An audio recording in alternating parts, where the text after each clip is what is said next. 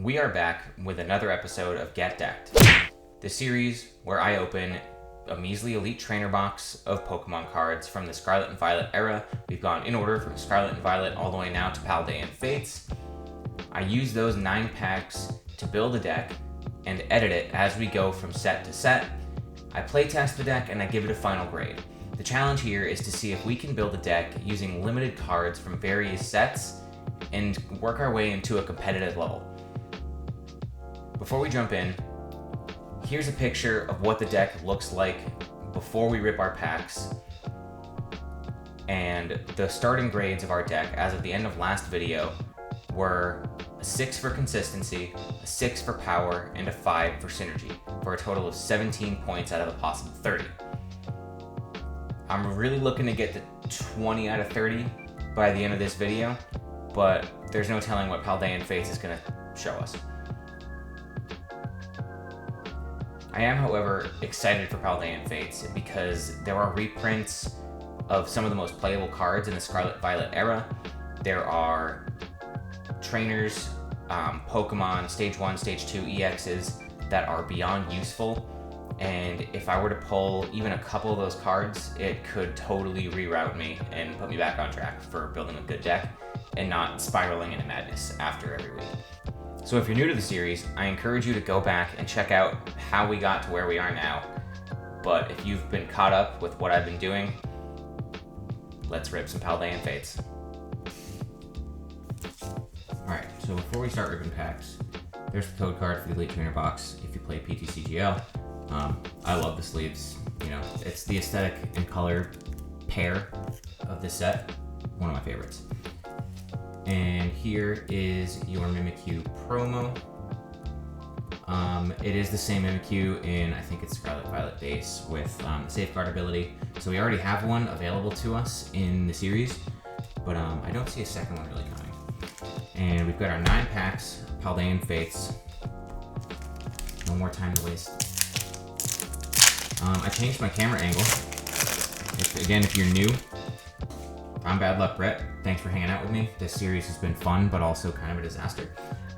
If you've been here before, you'll notice the camera is in front of me and not over me. I don't kind of like having to reach around this in the middle of my area, but just trying to see if the angle works a little better for me. But we've got Pineco, Numel, Maractus, Paldean Student, we got Gengar, Oinkalone, another Artisan, which is totally fine, a Toxel Baby Shiny, which, you know, I'm always happy about the Baby Shinies. I love these things. Chimecho, and a Mabosstiff.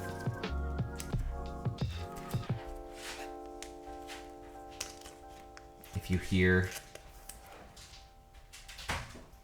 the commotion behind me, you can see my little friend back here. We're fostering a dog. Her name is Rotini. She's a Chihuahua Terrier mix with 3 legs. She's very shy. She hasn't really warmed up to us yet, but she's a sweetheart and she's been a lot of fun.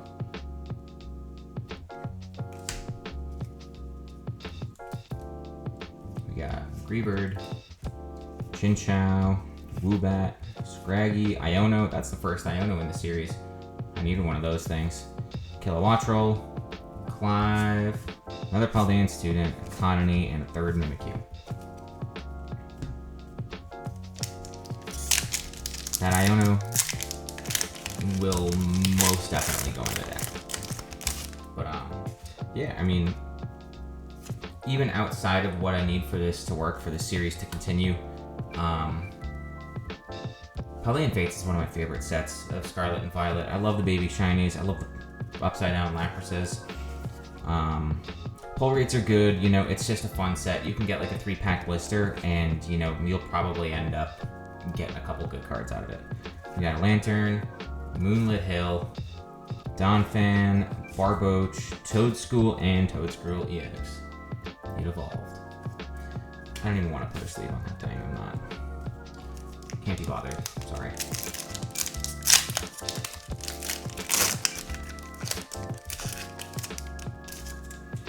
Probably because there's no friggin' way it ends up in the deck.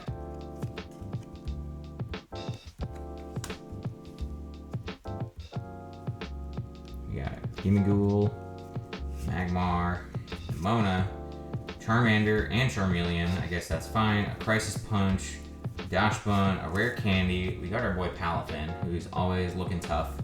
And we got a Magmortar for our Holo Rare.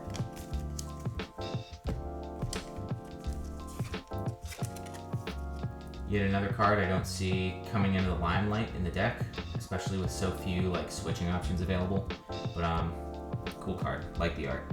Don't even like Palafin really, but I do like the art on that card. But yeah, I mean I haven't recorded in a couple weeks. You know, money's kind of tight, and really just kind of burnt out for a couple weeks. But yeah, I mean I've been keeping track. Trying to get. I don't know why my phone doesn't want to focus suddenly. But I've been keeping track a lot of what's been going on in the Pokemon community. My wife and I are actually going to another Iona, which is fantastic, and a Rabsca. I already have the Rabsca, but Baby Shiny, and Gimmighoul, Exeggutor. My wife and I, again, if you're new, we teach kids how to play Pokemon in our local library. We operated through the fall and the spring and the winter, but the library's hours change in the summer, so we weren't really able to continue through the summer. But we are able to, next weekend, run our program in an LGS, being Wonderland Comics in Putnam, Connecticut. So we're super excited to kind of further our reach into the community and you know, teach more kids, have more fun, and kind of affiliate with actual card stores, you know, and meet some new people, hopefully. But we've got a Rare Candy, Frigibax, which never hurts, Pineco, Numel, Mousehold, another Ultra Ball, never hurts, Oinkalone, Phanpy, Dachshund, and Paldean Students, Fuller. Oops. So I think already that's the third copy of the Paldean Students, which, you know, could be a decent Pokemon search option, but with somebody like Arven, Ultra Ball, you know, and draw support, I don't see Paldean Students just making the cut.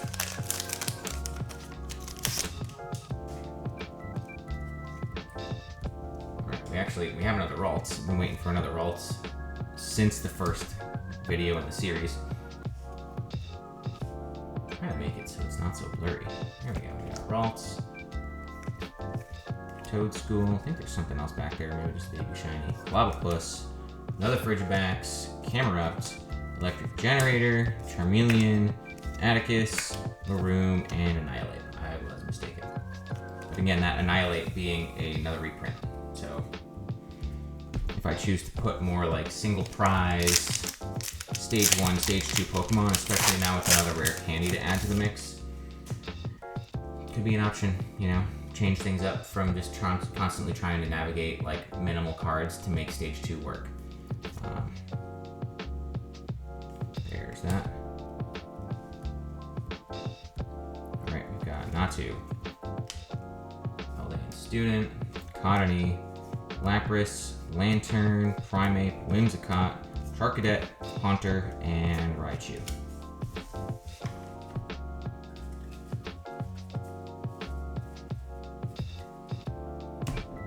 Honestly, haven't really been keeping inventory of, like, mental inventory of what's gonna come in and what's gonna come out. Haven't really been paying close attention to, like, basic and Stage 1, like, weaker Pokemon that can go in, you know? Like, if I really want to change the complete complexion of the deck. But it'll be fun to kind of look at all this stuff. But we are in our last pack, so we've got the Dene, Noibat. I do have Noivern EX, I can finally use it. Chimecho, Ghastly. I know we got the Gengar, so at least with the Rare Candy in there, Gengar could be an option. Crisis Punch, Graplock, Nemona's Backpack. Oh, we got the Palmy Baby Shiny. Absolutely useless in the deck, but another cute Baby Shiny. And we got Execute and Goldengo.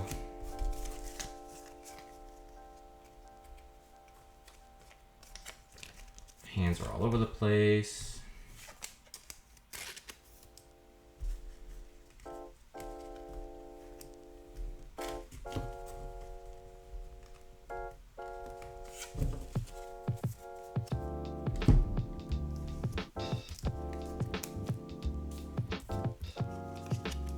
Alright, so looking through our main pulls here, at least like ultra rares and so on, we got Toadscruel EX, which is nothing really exciting. We got our Paldean Student Full Art. We got the Rabska Baby Shiny, the Pommy Baby Shiny, sorry, the Toxel, and we got the Palafin Art Rare. So, no Full Art Shinies, no Charizard, Pidgeot. Would really have loved to see Spathra EX. Competitively, I play a Spathra EX. I love that card. I would have loved to throw that in with Gardevoir and find a way to make that one work. All right, my friend Rotini and I, we're gonna take a look at what we pulled, see what we can take out of this deck, see what we can throw in, and see if it's really been that much of a game changer. I really don't know at this point, but see you soon with the new deck profile. All right, so just to get this off my chest, I am never doing the frontal thing again with my camera like down here. That shit did not work. Like the focus was bad, and like I was too close to the camera for it to really pick me up. Overhead from here on out, I promise. Sorry if it sucked that much. Anyways, here are the cards coming out of the deck. We've got our 101 line of Togepi and Togekiss.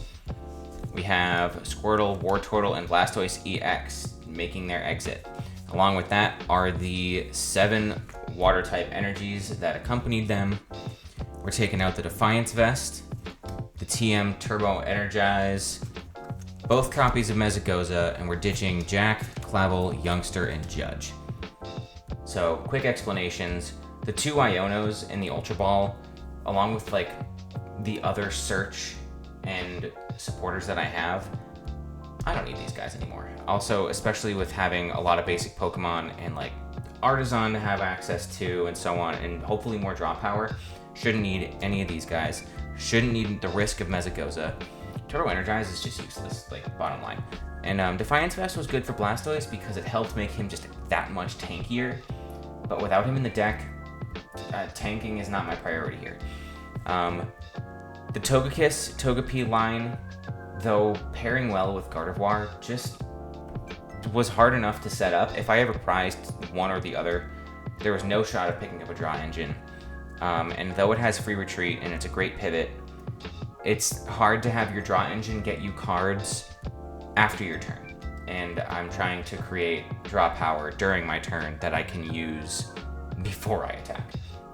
So again, 20 cards coming out. And with 20 going out, we've got 20 going in. First off being 4th Dark type energy, and 8th, 9th, and 10th Psychic energy. Now that I've removed water from the deck entirely, I can kind of help Gardevoir get a little more consistency, and possibly Roaring Moon too. I'm throwing in 1 more Rare Candy, 1 more Ultra Ball. I'm throwing in actually a copy of Poppy, because without so many supporters, throwing Poppy in there to move 2 energy around freely just seems like it could help get like Roaring Moon charged up that much faster. I am throwing in 2 Ionos, a 3rd Artisan. I'm throwing in a TM Devo because I'm aiming for a little more disruption. And then for Pokemon, I'm throwing in a 2/2 Varoom, Revavroom tandem. And here's where my new draw engine lies. Revavroom, I can discard an energy, preferably Psychic, so I can use Gardevoir, and draw until I have 6 cards in my hand. If I get both on the bench, great, I can use it twice. Even if I just have 1, it's creating draw power during my turn, not after. I am putting in the 1/1 Noibat Noivern EX. Can I move it under my friggin' face? Noivern has the right energy types to kind of pair well with Roaring Moon and Gardevoir, and it's disruptive enough to stall my opponent and, you know, possibly buy myself a couple turns to be charging up something like Roaring Moon. I am also, for the sake of stalling, putting in 1 Mimikyu.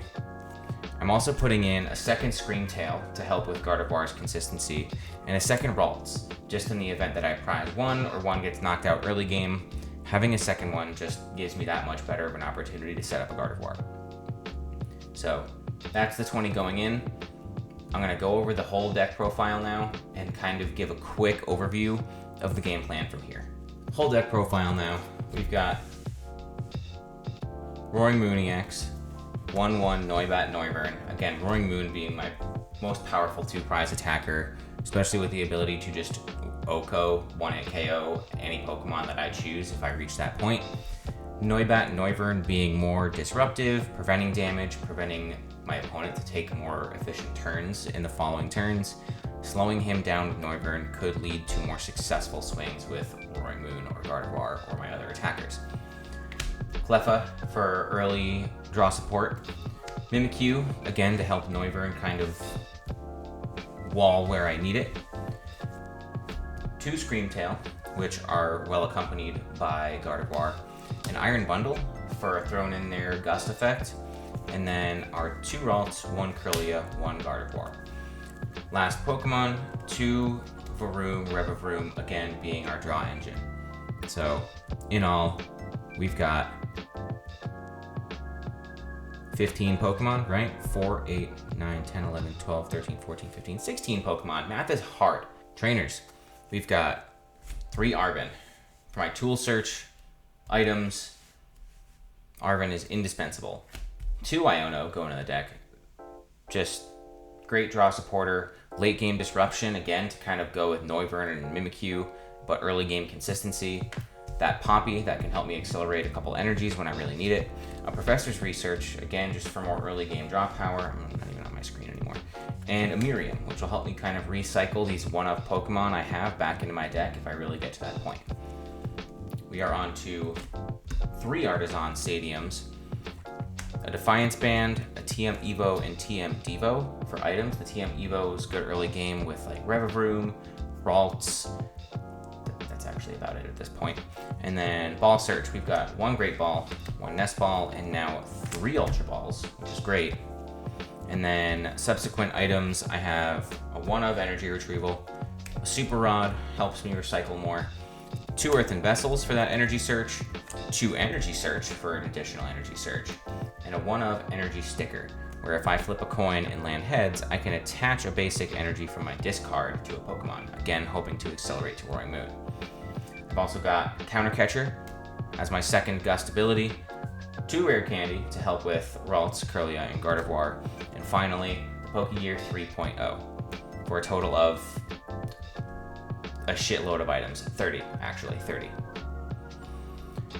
And then finally, without having to spell it out for you, we've got 10 Psychic Energy and we've got 4 Dark-type energies for 14 total, bringing our count to 60.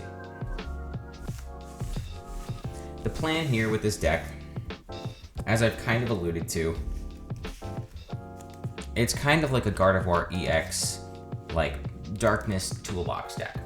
So, Noivern and Mimikyu will give me an opportunity to slow everyone down if I'm having a hard time setting up Gardevoir or setting up Roaring Moon, attaching my energies, especially when my energy acceleration to Roaring Moon is limited to a 1-of item that relies on a coin flip and Poppy. So energy attachment's not going to be reliable unless I can stall out my opponent. If that's not the route that I go, if I want to be more aggressive, I can get Gardevoir out right away, I can get Screamtails charged up, and I can be swimming for bigger damage with single prize Pokemon, evening out my trade, even just placing damage counters on some bulky 1 or 2 stage EX Pokemon or Vs. And then finally, the energy count. Having 10 Psychic Energy helps me be more consistent with Gardevoir, at least that's the way I see it on paper. Only having 7 Psychic Energies in the deck leaves Gardevoir's Psychic Embraceability very limited. Going up to 10, I feel like will be nice and give me a chance to, really power up anything I need to. And then the 4 Dark-type energy applied to both Roaring Moon and Noivern, but I have an extra in there in case I prize one, get knocked out, or if I just, happen to draw into it. So that's the deck. It's half Stall Disruption and half Gardevoir and a third half Roaring Moon. So it's still kind of a friggin' mess, but I couldn't just keep playing the deck the way I was playing it. Like, Blastoise was good and all, but I was very limited by how many water and psychic type energies I could use to totally maximize my abilities with Gardevoir and Blastoise. I think ultimately to have kicked Gardevoir out of the deck for other water-type Pokemon to help with Blastoise wasn't as powerful an option as kicking out Blastoise and making more room for Psychic types and even a couple Dark types. So, I'm gonna shut the fuck up. We're gonna go playtest with my son, and we're gonna give this a final grade. Jumping into the playtest here, on my first turn, you see I've got Ralts in the active. I throw TM Evolution on, and with that attack allows me to evolve both Noivern and Varoom. So, starting turn 2, on my bench, I've already got 2 evolved Pokemon where my draw engine is established, and I'm ready to start attaching energies for an early game attacker that can disrupt my son. In this playtest series, we did only have an opportunity to play 2 games, this being the first, but we did play some other games later on in the week that were not recorded that went similarly, honestly. But here, turn 2, I'm able to use Argon. I grab my Earthen Vessel and a Defiance Band. That Earthen Vessel allows me to get 2 energies from my deck in my hand.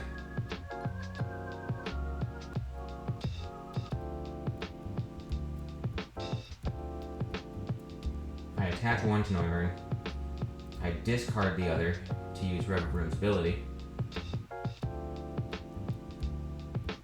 And from there, I'm able to play my energy sticker, roll heads, accelerating energy onto Noivern, and now turn 2, I'm attacking and stalling Caden.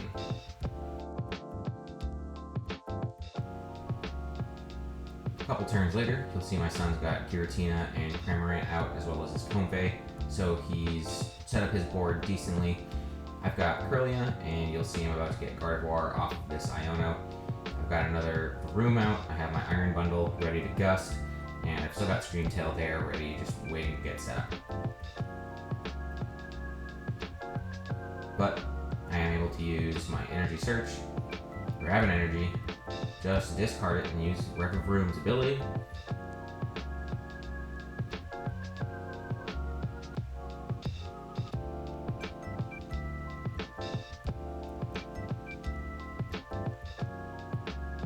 And then Gardevoir's ability is allowing me to take all of those energies from my discard onto my bench. And now Screamtail is a single prize Pokemon ready to start hitting big damage and easily taking out my son's Comfeys. I had a couple more turns. My son's got Giratina out and he's got his Comfey, but I'm able to get Iron Bundle out into the active. After prepping another Screamtail, I Gust with Iron Bundle, bring Comfey into the active, use Screamtail's attack, take my last prize, and that is game 1. Setting up in game 2, where looks like 2 turns in here, I'm attaching to my Ralts, looking to get Gardevoir going quickly.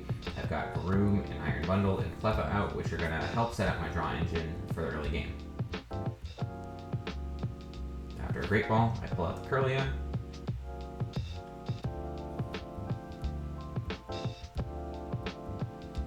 I get my Reverum. And with just 2 cards left in my hand, I'm able to draw until I have 6, immediately putting my Reverum to good use. And there's Gardevoir, as you see.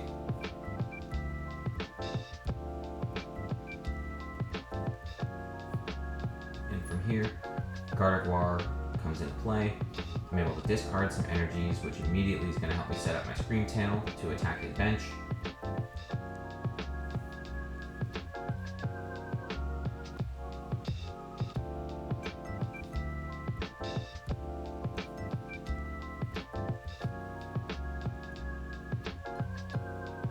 And I choose to target Drapion because it's the lower HP 2-prize Pokemon, where the other Pokemon on his bench, the single prizers, are kind of just clogging up his bench space. But here, we see Roaring Moon comes out on the bench.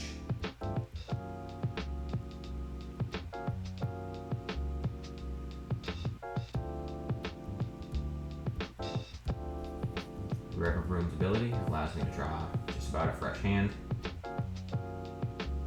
And from there, I can Iono into another fresh hand, also disrupting Caden. We get an attachment onto Roaring Moon. Accelerate energy on the Screamtail.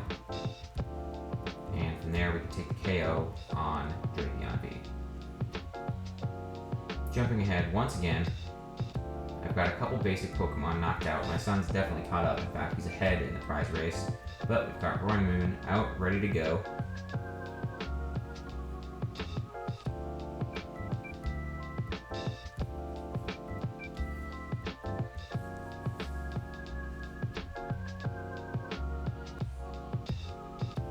And I attach and make the choice to use Frenzied Gouging, knocking out my son's Roaring Moon, but also putting heavy damage onto mine. Moving ahead, one turn each, I was able to take a knockout on my son's Morpeko, but he's able to follow up with a Poison Play and knock out the last 38 hit points of my Roaring Moon. But Screamtail, once again, coming back into play, accelerating the energies, and finishing the game.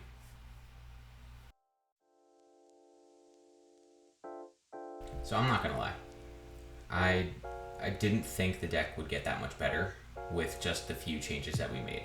And I get that, you know, a third of the deck is not a few changes, but nothing so pivotal went in or out of the deck, I feel, that, you know, justified such a drastic change in the way the deck feels. I had a lot of like reservations about just using Gardevoir and just making my deck into a Gardevoir EX deck. But that's kind of the point of the series, you know. I wanted to see how far I could take a deck using limited packs and limited resources. The fact that I got a Gardevoir and like feel bad using it because it's good is just kind of ridiculous. So I've kind of shed that notion. I'm happy to have a pseudo Gardevoir EX deck. But all the changes that we made seemed really successful, and the clips, like the highlights from the playtesting, kind of exemplify that. So previously, we left off with a consistency score of 6 out of 10, a power score was 6 out of 10, and our synergy score was 5 out of 10. Our consistency is bonkers in comparison to what it was before. The Rev of Room, you know, I have enough discard, I have enough item search, I have enough, you know, 2 Ionos gives me that much more like hand disruption and draw support. Consistency is very easily from a 6 to a 7. I can't really justify an 8 though. Power, oh, it's our girl. Oh, she's a donut. So our power was at a 6 out of 10. We didn't add anything to make the deck more powerful. You know, we made it work better, but we didn't make it hit harder. So power remains a 6 out of 10. Synergy though, I feel like it went from a 5, again, adding Rev of Room, adding Iono, getting more Ultra Balls in there, like having the Energy Search, the discard, the Pokemon that were in there to pair with Gardevoir, taking out the Blastoise and the Water Energy that ultimately just kind of weighed the deck down. I can't help but bump Synergy from a 5 to a 7. So with a 7, a 6, and a 7, our total score is now 20 points out of 30 towards being like a perfectly tournament ready deck. And I think that's fair, and it's more than I expected when I ripped the box. So now it begs the question, where do we go from here? I know I alluded to a possible pivot in the whole series. Rotini, can you chill? I alluded to a possible pivot in the series if this box failed me and I wasn't able to kind of get this deck back on track. The deck is back on track, so I think we move forward with Temporal Forces next video. I'm excited to see if I can get an A-Spec working in this deck. I'm excited to see if there are more EXs and trainers that will further increase my consistency or increase my power, or, you know, find more cards that pair well with Gardevoir. You know, I'm not far from possibly getting Monkey Dories in this deck, or like a Hyper Aroma. You know, there are so many things coming in the next 3 sets that could bring this deck even further along. So while I don't think I'm realistically going to reach a 30 out of 30 perfectly like itemized, optimized deck, I think maybe hitting 25 points out of 30 is like a reasonable possibility by the time we catch up with Stellar Crown. When I get caught up and I'm no longer you know, opening older boxes, and I just have to kind of rip a box as the series come out. I do have a plan to see how this deck holds up, but for now I'm happy. I'm satisfied. You know, this deck worked itself out, and I can like smile. You know, I'm so happy with how this episode went, and hopefully you guys like it too. And that brings me to my outro. You know, if you've been watching this long and you've sat here and listened to me blab this long, thank you. Thank you for your support. Thank you for your time. Again, I hope you're either learning something about how to build a deck. I hope you're learning, you know, about what cards are playable and why. I hope you're at least enjoying the rip packs and, you know, watch my downhill spiral, even though I'm kind of back on the up now. But thank you again for watching. I will see you in the next one with an Elite Trainer box of Temporal Forces.